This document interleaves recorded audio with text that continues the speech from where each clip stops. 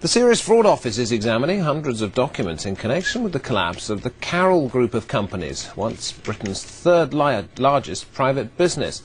The former multimillionaire head of the group, Gerald Carroll, claims the documents prove he was the victim of a massive fraud. He's now bankrupt and has spoken for the first time about his claims to Sky News. Gerald Carroll was once one of Britain's most successful businessmen, but his company's collapsed, now financially ruined. He claims he's the victim of a massive fraud. This is, beyond any reasonable doubt, the biggest criminal fraud heist in British history.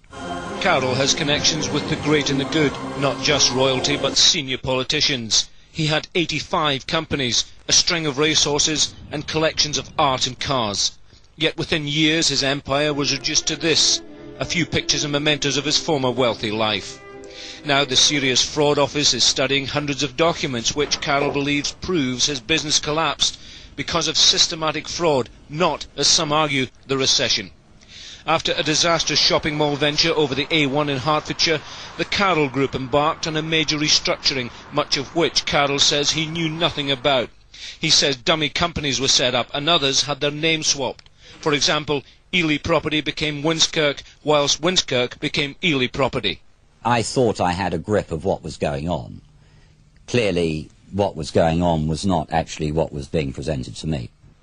Debts mounting, Carroll went bankrupt. Later, financial anomalies were spotted by the Inland Revenue.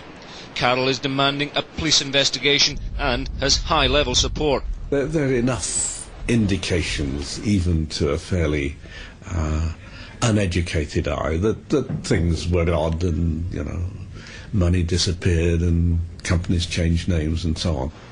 Scotland Yard is now waiting for the Serious Fraud Office to complete its deliberations. Meanwhile, the collapse of the Carroll Group remains one of Britain's most enduring business mysteries. Jim Gilchrist, Sky News. And the full version of Gerald Carroll's story can be seen on Saturday. We're showing it twice on Sky News, 1:30 and 8:30. It's called Riches Saroon, presented by Sky News political editor Adam Bolton.